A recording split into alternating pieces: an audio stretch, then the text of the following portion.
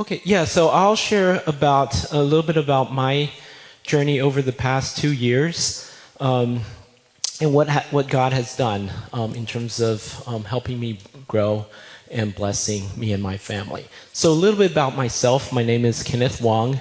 I am a psychologist, and I currently work at Fuller Seminary. And also, I'm a Christian, brought up from a Christian family. So as you see in this image, this has been a theme or a tension throughout my life for a long period of time. Having been in secular psychology places where we were very liberal in my career, and also at church or at home, growing up like in Pentecostal background that's very conservative. So that has been a theme in my life. We can change to the next slide. And reflecting over the past 2 years, I realized that the theme of hospitality has been something that the way that God has worked through me. And I was asked to talk about a hospitality, a brief sharing. And then I realized in the Bible, when it talks about hospitality, it often talks about being hospitable to strangers, being hospitable to the marginalized, being hospitable to the immigrant.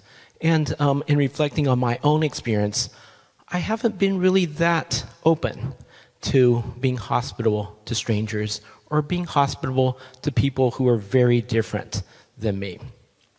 However, it was March 2021, about 2.5, a little bit over 2 years ago. God brought a stranger into our home. It was our older child.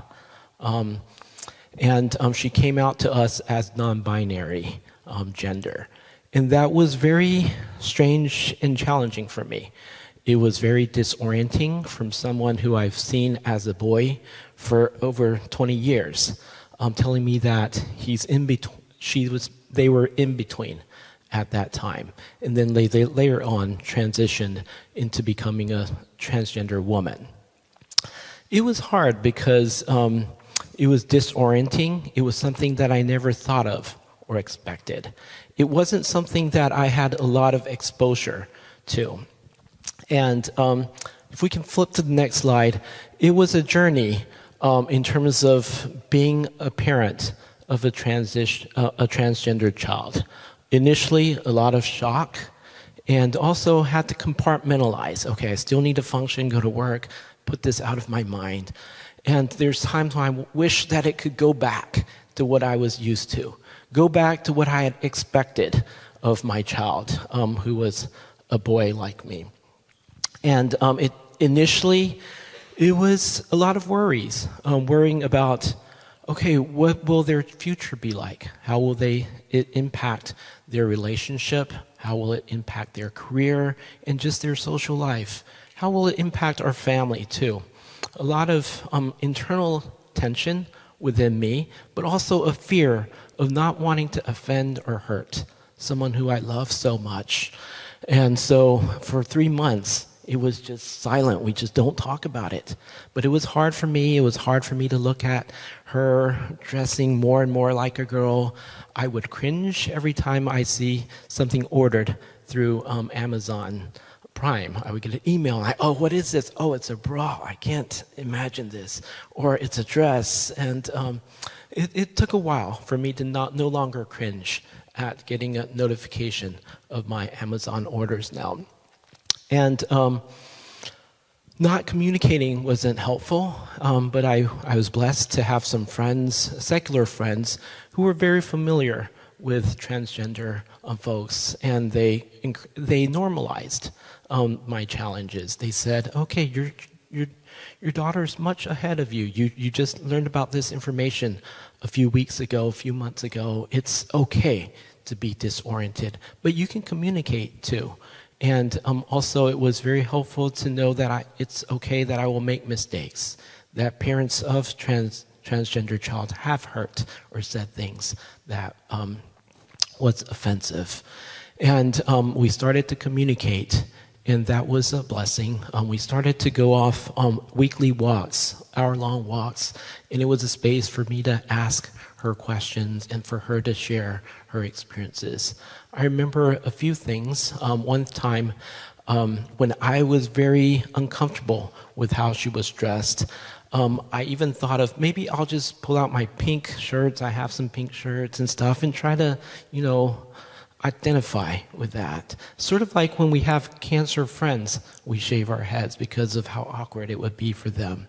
But then one day I asked her, what is it like dressing like a girl, like a woman?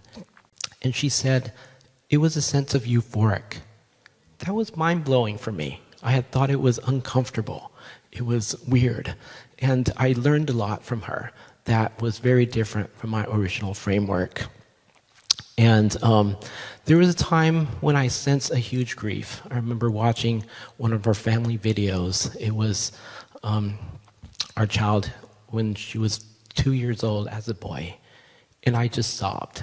I sobbed unstoppable for about 30 minutes. I felt like I lost that son. But I think it was a good process of letting go and burying that son in my heart and then embracing my new daughter. And so there is a stage of acceptance and perception. So first of all, acceptance was trying to say the right gender pronoun, even though I still sometimes make mistakes, but trying my best. And then there's a part that's trying to accept cognitively and thinking about her as a woman, as opposed to we're just playing like pretend that she's a woman, but still viewing her as a man or a boy. And I think one other incident was when she got a lead role as a female lead in a play at Pasadena City College. And watching her, it was the first time I was able to perceive her as a woman, because she wasn't her, she was playing someone else. And I felt really blessed by having that opportunity to not only in my mind switch, but also have that perception of seeing her as a woman. And there's still ongoing process. There's still times that I would say things that can hurt her, like accidentally using her dead name or accidentally using the wrong pronoun. But I think it opened up a lot of open communication and learning about each other.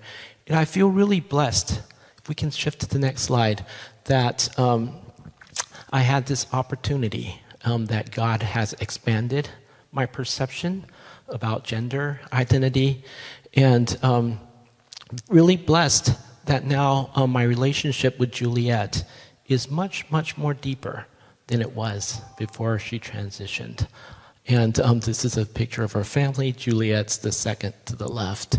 And in reflecting about this, a quote from Henry Nouwen stood out for me. It's about hospitality. When you say you can be my guest if you believe what I believe, think the way I think and behave as I do. We offer love under a condition or for a price. This leads easily into exploitation, making hospitality into a business. And I realized the shift that God has worked in me in terms of not wanting or feeling like I need others to think like me or meet my expectations. And if we can change to the next slide. And another thing I wanted to share is being grateful about just joining the New City community over this past year. So this, I didn't know about this. This was not promotional. James did ask me to do this. So this was last year when we started coming to New City in person. We were here for, this was our first summer feast. And I knew this about New City, that New City is very diverse. It's like an opportunity or a weird, different place where I'm not like people similar to me. I'm around people who are like strangers in various aspects. And I remember the first time we came, Joey and I came into the room, and then a few people gave us a space so we could sit together, and we sat next to Damon. And yeah, he left a really strong impression on me. I am an immigrant. I don't know a lot about US pop culture. I'm also an introvert. I'm not great at talking with strangers or making conversations. But Damon hang in there with me. He asked me different questions. He tried the Lakers. He tried food. He tried this and that. And I too, we worked hard. We were very different from each other, but we hang in with each other for 20 minutes until we found things to communicate with. I felt an extreme hospitality here, especially with Damon. And so I am really grateful that coming to New City, I think a couple things. I think one, how we talk about gender issues, how this is an open place where we're inclusive. It has allowed me to be more free in terms of being able to share about my daughter. And also, I'm really grateful that we went through the Fearfully and Wonderfully Made series, as well as the series on same-sex marriage, and also solidifying my views through Matthew Vines. I think I've been really at peace now with my tension that I struggled for 2 decades around my Christian identity and LGBTQ affirming. And so I'm blessed that God, through this experience of something that was more of an abstractive concern, bring it into my everyday reality, everyday encounter of a stranger in my home, to develop that relationship with my child, and also a support from my New City family. And thank you, and I'm really blessed. I feel like God has given us a place here where we get to interact with people who are different from us in a hospital environment. Thank you for this opportunity to share.